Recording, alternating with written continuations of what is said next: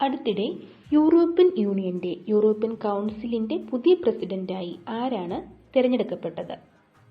ഉത്തരം Antonio Costa.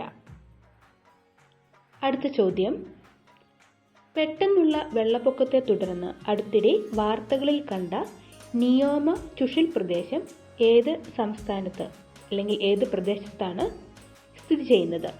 ഉത്തരം ലഡാക്ക്.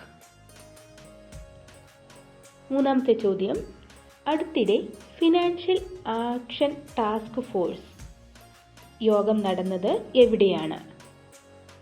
ഉത്തരം സിംഗപ്പൂർ.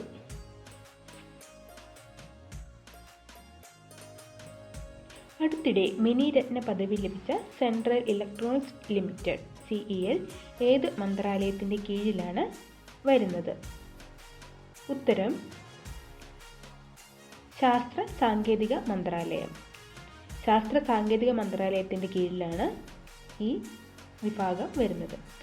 അഞ്ചാമത്തെ ചോദ്യം, സെൻട്രൽ റെയിൽവേ അതിൻ്റെ ആദ്യത്തെ ഫ്ലോട്ടിംഗ് സോളാർ പ്ലാന്റ് ഇന്ത്യയിലെ ഏത് തടാകത്തിലാണ് ഉദ്ഘാടനം ചെയ്തത്? ഉത്തരം ഇഗത്പുരി തടാകം. ഇഗത്പുരി തടാകത്തിലാണ് ആദ്യത്തെ ഫ്ലോട്ടിംഗ് സോളാർ പ്ലാന്റ് ഉദ്ഘാടനം നിർവഹിച്ചത്.